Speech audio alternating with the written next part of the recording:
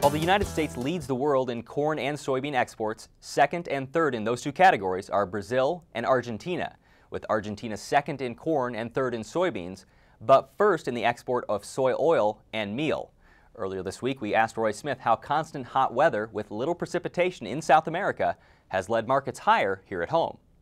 It really is just a weather rally in the southern hemisphere, all the same characteristics. A little slow to get started, we thought, but actually if you look back at history, it's pretty much the, a typical weather rally, except somewhere else. The only question is, how long does it go on? It's always a question with a weather rally, whether it's in the United States or no matter where it is, and that is number one, how real is the weather problem, and number two, how long is it going to last? And if it ends up being a real weather problem, then we've probably seen our low for a long time in the grains. If it's just a flash in the pan, why, we could see prices tumble the first time we get a hint of a rain in the southern hemisphere. Let's talk about the historical trends, and you've analyzed the charts going back for 20 years, and they remained relatively unchanged. Just explain how that works a little bit. Most people, I think, in the last 5 years since 2007 have assumed that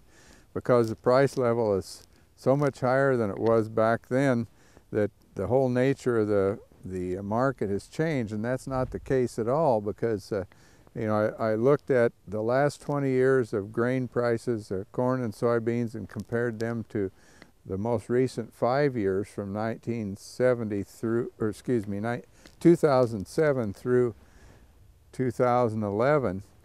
And yes, the price range is a lot higher, but we have all the same price moves: the harvest low, the weather rally, the dead cat bounce, the frost scare. Those things are all still in the charts. The one thing that we don't see much of in the charts is a move that I used to call the John Deere low, which was typically sometime in the month of February, and that kind of disappeared in the last 5 years. But all those other moves are there. They're just at a much higher level. Does that mean people are playing off those levels then, or are they more willing to sell every time they see a run because the prices are so high? Well, I think probably most people are doing what they've always done. People that understood the nature of the weather rallies and the harvest low and so forth. The ones that have learned to use that, it's been a very useful tool. And so I'm not sure. I really don't have any feeling for how much the individual marketers have changed their practices. So are we going to see anything else as we go through the next few months, or is this maybe the run we've been talking about? Are people wondering if that's maybe the last run we're going to see until spring?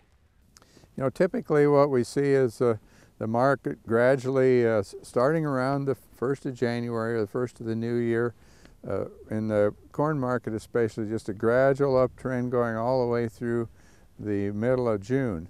Now, individual years don't necessarily look like that, but on the average, that's what happens. And I guess I'm fairly optimistic that unless this South American weather thing just turns into a complete flop, I'm fairly optimistic that we're going to see gradual improvement in prices as the winter wears on and spring comes. Your advice then to people who are saying, well, this is a nice little run, maybe I should take advantage of this and start unloading a little bit? I don't think that's a bad idea, even though, that sounds two-faced for me to say that and then to say, well, usually the price goes up. But when I look at $6.50 cash corn or $11.50 cash beans out of the bin, it's pretty hard to say don't sell when those are really good prices compared to the yields we had in 2011. And lastly, update us on where the dead cat bounce stands, if it's still going.